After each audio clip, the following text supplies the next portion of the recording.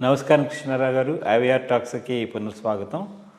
ఈరోజు మనం ప్రస్తుతం తెలంగాణలో చాలా హాట్ టాపిక్గా మారింది. అంటే ఇదివరకు బీఆర్ఎస్ ప్రభుత్వముకిను ఇప్పుడు కాంగ్రెస్ ప్రభుత్వము మేము రిఫార్మ్స్ తీసుకొచ్చి నిబద్ధతని చూపిస్తామని చెప్పి ఏవైతే ఈ భూములు ఉన్నాయో ఆ భూములకి తెలంగాణ భూభారతి అని చెప్పి పేరు పెట్టేసేసి కొత్త 6R చట్టాన్ని తీసుకుని వచ్చారు. మరి అంటే ప్రతి వాళ్ళకి మామూలు ఒక ఆధార్ భూ ఆధార్ అని చెప్పేసేసి ఆధార్ కార్డు లాగానే ప్రతి వాళ్ళకు ఉండే కమతాలు బట్టి వాళ్ళకు ఒక రిజిస్ట్రేషన్ నెంబర్ అదంతా చేసి వాళ్ళకి చట్టబద్ధత కల్పిస్తూ చేస్తూ ఉన్నారు. అఫ్కోర్స్ ఇది నాకు చిన్న ప్రశ్న. మనం ఇదివరకు ఎలక్షన్స్కి ముందర డిస్కస్ చేసుకున్నాము. ఈ ల్యాండ్ టైటిలింగ్ యాక్ట్ అని ఒకటి సెంట్రల్ గవర్నమెంట్ గైడ్ లైన్స్ ఇచ్చింది స్టేట్ గవర్నమెంట్స్కి అన్నిటికీను. దాని ప్రకారము ఇది చేయాలంటే సరే జగన్మోహన్ రెడ్డి అది తీసుకోవడంతో భూములు తీసేసుకుంటున్నారా అని చెప్పి ఒక ఇదంతా వచ్చింది. దాన్ని ఇంప్లిమెంట్ చేయకపోవడం ఎలక్షన్స్ ముందర మంచిదని కూడా మనం అనుకున్నాము. బట్ దానికి దీనికి సంబంధం ఉందా? దాని పరిమితులకు లోబడే ఈ కొత్త చట్టాన్ని తీసుకుని వచ్చారా? ఇది చేయడం కానీ అంటే ప్రాసెస్ గురించి ఆలోచించుకుంటే మనకి ఈ వ్యవసాయ భూములు కానీ లేకపోతే వీటిని కానీ చూస్తే అంత వ్యాస్ట్ ల్యాండ్ని సర్వే చేయాలి. దానికి తర్వాత మళ్ళీ ఒక న్యూ ఆర్డర్లో ఇది తీసుకురావాలి. తర్వాత డిస్ప్యూట్స్ అనేది ఉంటాయి. తర్వాత కొన్ని చోట్ల ఈ ఉమ్మడి కుటుంబాల్లో కానీ లేకపోతే కుటుంబాల్లో కానీ వీలునామా ఇవ్వకపోతే మామూలు ఉండే తెల్లకాగితం మీద ఏదో చేసుకుని ఇది చేయరు. సో ఈ డిస్ప్యూట్స్ అనేవి చాలా ఉంటాయి. అట్లాగే ఈ గవర్నమెంట్ ల్యాండ్స్ ఉంటాయి, కబ్జా చేసిన ల్యాండ్స్ ఉంటాయి, తర్వాత గ్రామ కంటాలని ఏదో ఒకటి అంటూ ఉంటారు. వాటికి ఇన్ని విషయాలన్నింటినీ గవర్నమెంట్ సైంటిఫిక్ అండ్ సిస్టమేటిక్గా ఎవరికి ప్రాబ్లం లేకుండా చేయగలదా? ఎందుకంటే దీంట్లో వీళ్ళు అనేది ఏంటంటే ఫస్ట్ ఏంటంటే ఎంఆర్ఓ లెవెల్లో ఇది ఉంటుంది, తర్వాత జాయింట్ కలెక్టర్, తర్వాత కలెక్టర్ ఇది అల్టిమేట్ అథారిటీ అని చెప్పి పేరు, లేకపోతే ఇది ట్రిబ్యునల్కి వచ్చి అప్పీల్ చేసుకోవచ్చు అని చెప్పారు. అంటే ఈ మీరు భూ పరిపాలనా శాఖ కమిషనర్గా కూడాను కొన్నాళ్ళు హైదరాబాద్లో పనిచేశారు కాబట్టి దీంట్లో ఉండేటువంటి ఇంట్రికసీసును నిగూఢమైనటువంటి అసలు ప్రాబ్లమ్స్ అంటే ఏమిటి, ఇది తీసుకురావడం ఒక విధంగా మంచిదేనా, ఇంప్లిమెంట్ చేయగలరా లేదా అనేది అందరిలోనూ ఒక మీమాంస ఉంది. మామూలుగా అయితే అసెంబ్లీలో అయితే చేశారు, ఇప్పుడు దాని మీద డిస్కషన్స్ అవన్నీ అవుతున్నాయి. సో ఈ భూ రికార్డుల సవరణ అనేది చేయగలరా లేదా, దీన్ని తీసుకుని వెళ్ళడం ముందు తరాల వారికి భవిష్యత్తులో క్లారిటీ ఉంటుందా లేదా అనే దాని మీద మీ యొక్క మొత్తం అడ్మినిస్ట్రేషన్లో అంతట్లో మోస్ట్ కాంప్లికేటెడ్, చాలా అంశాలతో ముడిపడి ఉన్నది. రాజకీయంగా కూడా చాలా నష్టం కానీ లాభం కానీ చేయగలిగినటువంటిది భూ పరిపాలనా విధానం. దీనిని టచ్ చేస్తే దానిని లాజికల్ కంక్లూషన్స్కు తీసుకుపోకపోతే బ్యాక్లాష్ కూడా వస్తుంది. చూచాం మొన్న బీఆర్ఎస్ పోవటానికి కారణం కూడా చాలా వరకు ధరణి కారణం. అటెంప్ట్ చేశారు, కొంత సక్సెస్ అయినారు, బట్ చిత్తశుద్ధితో చేయలేదు కాబట్టి కాంప్లికేషన్స్ ఎక్కువైనాయి. వాటిని పరిష్కరించే విభాగాన్ని అక్కడ చూపెట్టలేదు. అట్లాగే జగన్మోహన్ రెడ్డి గారు ఓడిపోవటంలో కూడా ల్యాండ్ టైటిలింగ్ యాక్టు దానివల్ల జరగబోయేటటువంటి భయం ఒకటి సృష్టించగలిగారు మీడియా వాళ్ళు. దానివల్ల కొంత ఎఫెక్ట్ తప్పకుండా పడింది. ఇది బేసిక్గా టెక్నాలజీ రిలేటెడ్ ఇష్యూ కాదు. సహజంగానే రెవెన్యూ ఇష్యూస్లో చాలా కాంప్లికేషన్స్ ఉన్నాయి.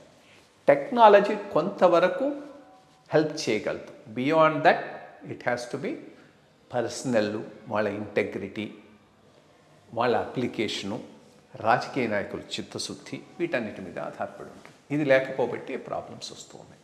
సరే, ఎప్పుడో ఈ సర్వే సెటిల్మెంటు చాలా రోజుల క్రితం జరిగింది. ఆ పైన సర్వే సెటిల్మెంట్ ఎవరు అటెంప్ట్ చేయలేదు. ఆ లెవెల్లో అంటే ఫుల్ స్కేల్ సర్వే చేసి ఫీల్డ్ లెవెల్లో మెజర్మెంట్ చేసి ఇది చేసి ఎవరి పట్టం వాళ్లకు ఇచ్చేటటువంటి విధానం.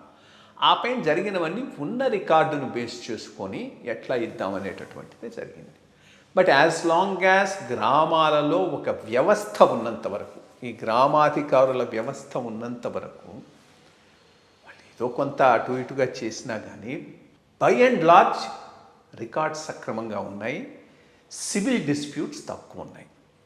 ఎన్టీ రామారావు గారు ఈ విలేజ్ అడ్మినిస్ట్రేటివ్ సిస్టంలోనూ దేవాలయ సిస్టంలోనూ చేసిన పెద్ద తప్పు ఏంటంటే ఆల్టర్నేటివ్ను ఆలోచించకుండా ఎవరో ఒకళ్ళ మీద ద్వేషంతో ఉన్న వ్యవస్థను రద్దు చేశాడు.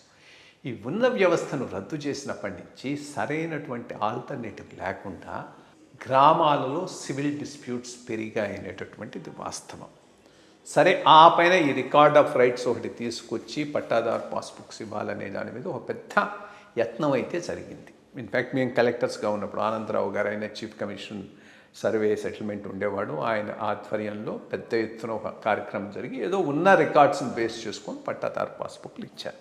బట్ అది కూడా లోపపు ఇష్టంగా ఉంది. ప్రాబ్లం ఆంధ్రాతో పోల్చి చూసుకుంటే తెలంగాణలో మోర్ కాంప్లికేటెడ్. ఎందుకనంటే ఇక్కడ సర్వే సిస్టమ్ అంత పక్కాగా లేదు. ఆంధ్రాలో మెడ్రాస్ ప్రెసిడెన్సీలో భాగంగా రైత్వారీ సెటిల్మెంట్ జరిగింది కాబట్టి ఎఫ్ఎంపీలు, ఫీల్డ్ మెజర్మెంట్ బుక్స్, రికార్డ్స్ పక్కాగా ఉన్నాయి. ఇక్కడంతా గుట్ట నెంబర్ అంటారు, పెద్ద నెంబరు, దాంట్లోనే ఆ ఈ ఊ ఆ ఏ అనో ఇవన్నీ పెట్టి ఇస్తూ ఉంటారు. ఆ మొత్తం నెంబర్లో ఎక్కడెక్కడ ఒక చోట ప్రాబ్లం వచ్చినా మొత్తం అన్నీ కూడా స్టక్ అయిపోయేటటువంటి అవకాశం ఉంది. అదో మేజర్ ప్రాబ్లం తెలంగాణలో గవర్నమెంట్ ల్యాండ్స్ కూడా ఎక్కువ, వాటిని పరిరక్షించుకోవాల్సినటువంటి అవసరం కూడా ఉన్నది. ఇటువంటి పరిస్థితుల్లో ఈయన కేసీఆర్ గారు వచ్చినప్పుడు ధరణి పోర్టల్ అని తెచ్చాడు. ఒకటి టెక్నాలజీని వాడుకున్నారు, దాంట్లో ఏమీ తప్పులేదు, మంచిగానే వాడారు.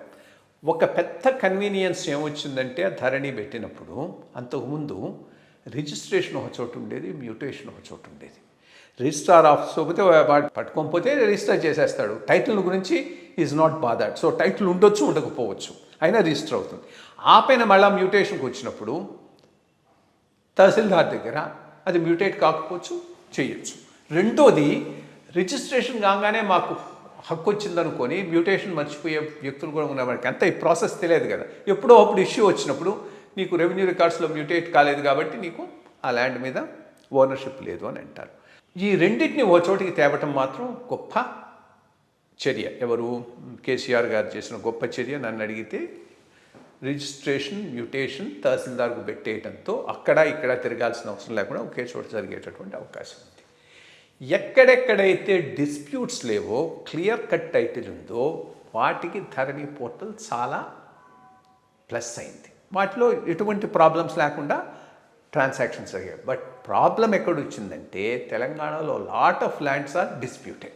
ఈ డిస్ప్యూటెడ్ ల్యాండ్స్ విషయంలో పరిష్కారానికి ఒక మార్గం సరిగ్గా చూపెట్టకుండా వదిలేశారు.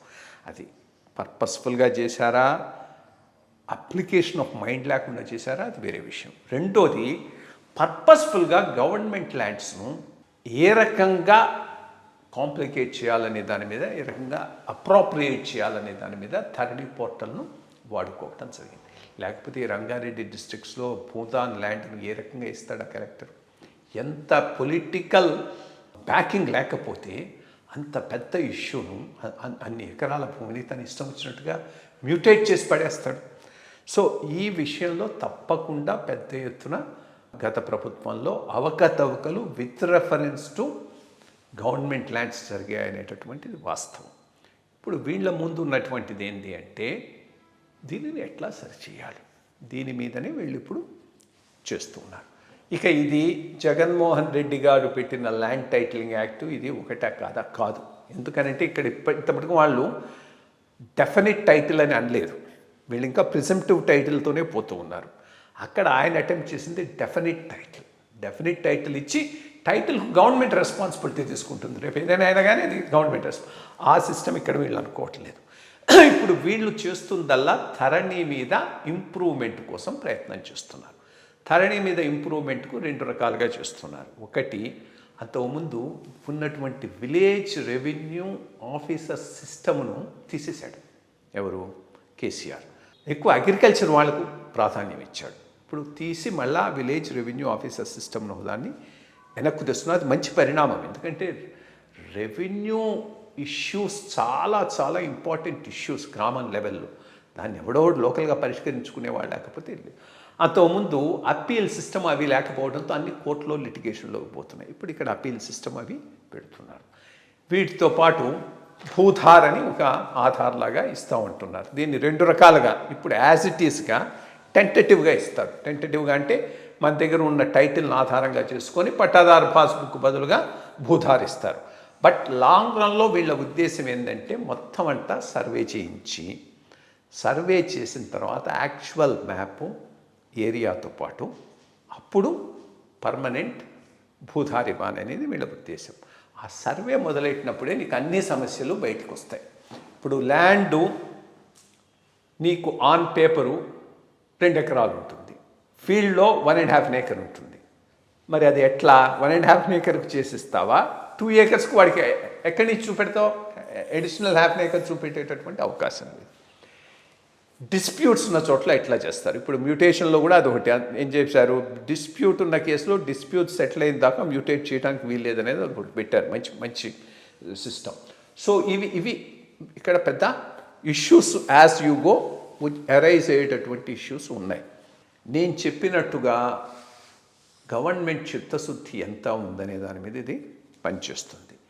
మరి కేసీఆర్ గారు చిత్తశుద్ధితో ధరణిని పెట్టి మధ్యలో దాంట్లో ఆపర్చునిటీ ఉన్నదని చూసుకొని ఇట్లా మార్చాడా, లేక పూర్తిగా అప్రిషియేట్ చేయలేకపోయినాడా? బికాస్ దానివల్ల రియల్గా పొలిటికల్గా కూడా డ్యామేజ్ అయింది. మరి ఎందువల్ల? బికాస్ ఆయనకున్న అండర్స్టాండింగ్కు తెలివికి తీసుకొచ్చినటువంటి మార్పు ఒక లెవెల్లో ఆగిపోయింది. దాని కొంతవరకు it has definitely helped, but పూర్తిగా మాత్రం చేయలేకపోయింది. ఇప్పుడు ఇక్కడి నుంచి కూడా రెండోది most important thing revenue staff. Complication లేని చోట్ల కాంప్లికేషన్ క్రియేట్ చేయడంతో రెవెన్యూ స్టాఫ్ని మించిన వాళ్ళు లేరు. యాజ్ ఇట్ ఈస్గా డిస్ప్యూట్ లేని చోట్ల కూడా డిస్ప్యూట్ క్రియేట్ చేస్తారు. రెండోది political patronage for revenue staff. ఇవి బిగ్ డీల్స్ కాబట్టి ఎస్పెషలీ సిసిఎల్ఈ ఆఫీస్లో అపీల్ కమిషనర్ వాళ్ళు ఉంటారు. కావాలని మోస్ట్ కరప్ట్ ఫెలో అక్కడ ల్యాండ్ అవుతాడు. పెద్ద పెద్ద కేసులో వాళ్ళు ఇష్టం వచ్చినటువంటి తీర్పులు ఇవ్వటం జరుగుతుంది. సో వీళ్ళ పొలిటికల్ ఫ్యూచర్ కూడా దీని మీద ఆధారపడి ఉంటుంది. కాబట్టి చిత్తశుద్ధితో సక్రమంగా గనక చేయగలిగితే ఇదో పెద్ద ఛాలెంజ్. చేసి చూపెట్టగలిగితే మిగిలిన వాళ్ళకు కూడా ఒక మార్గాన్ని ఏర్పడినట్టు అవుతుంది. బట్ అది లేకుండా దీని నుంచి లబ్ధి పొందటానికి టీఆర్ఎస్ లాగా బీఆర్ఎస్ లాగానే వీళ్ళు ప్రయత్నిస్తే రాజకీయంగా కూడా ఇది పెద్ద దెబ్బతీసేటటువంటి అవకాశం ఉంది. గుడ్ మెషర్ ఆయన ఎందుకంటున్నా అంటే ఎక్కడ ఆయన ధరణి పోర్టల్ ఆగిపోయిందో అక్కడి నుంచి మొదలవుతున్నది. అక్కడ ఏవేవైతే మైనస్లు ఉన్నాయో, షార్ట్ కమింగ్స్ ఉన్నాయో వాటిని అడ్రస్ చేయడానికి ఒక ప్రయత్నం అయితే చేశారు. Implementation most important. ఇప్పుడు యాక్ట్ అవుతున్నది, రూల్స్ ఫ్రేమ్ చేయాలి, రూల్స్ అయిన తర్వాత ఇంప్లిమెంటేషన్. ఇది అయ్యే లోపల నీకు మళ్ళీ ఎలక్షన్స్ వచ్చేస్తాయి. సో ఇది already 1 year more than 1 year అయిపోయింది. ఇదంతా అయ్యేటప్పటికి అనదర్ 1 to 2 years పడుతుంది. 2 yearsలో చేయాల్సి ఉంటుంది. ఇంకా తెలంగాణలో ఇంకో పెద్ద ఇంపార్టెంట్ ఇష్యూ సాదా బైనామా. ఇవేమిటివి? జనరల్గా రికార్డులో ఒకటి పేరు ఉంటుంది, వాడి నుంచి ఇంకోడెవడో వచ్చిన కాగితం మీద రాసుకొని తీసేసుకుంటాడు, వాడు ఇంకోటికి అమ్ముతాడు. బట్ ఏంది, ఇవి జనరల్గా చాలా రిమోట్ స్మాల్ విలేజెస్లో జరుగుతాయి కాబట్టి ఎవడు దాన్ని అబ్జెక్ట్ చేయడు. ఎవడైతే రియల్ ఓనరో వాడే ఉంటాడు. పాయింట్ ఈస్ వాడిని తీసుకొచ్చి ఇప్పుడు నువ్వు రికార్డులో ఎక్కించడం, దానికి ఏం ప్రాసెస్ చేయాలి అది కూడా అడ్రస్ చేస్తున్నారు. లెట్స్ హోప్, సిన్సియర్గా దానికి అడ్రస్ చేశారు కాబట్టి ఇది సక్సెస్ కావాలని ఆశిద్దాం. సక్సెస్ అయితే కొంతవరకు ఆంధ్రాలో కూడా ఇదే సిస్టమ్ని అడాప్ట్ చేసుకోవచ్చు. అంటే ఇంకా నువ్వు ల్యాండ్ టైటిలింగ్ యాక్ట్ తీసేసి ప్రిజంప్టివ్ టైటిలే చేసుకుంటూ సర్వే చేసి ఉన్న వాటిలో ఉన్నంత వరకు డిస్ప్యూట్ సెటిల్మెంట్ కోసం ప్రయత్నం చేస్తే మంచిదే. సో గుడ్ మూవ్ అని నేను అనుకుంటున్నాను.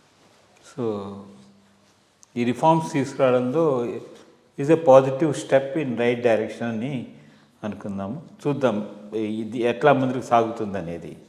నమస్కారం.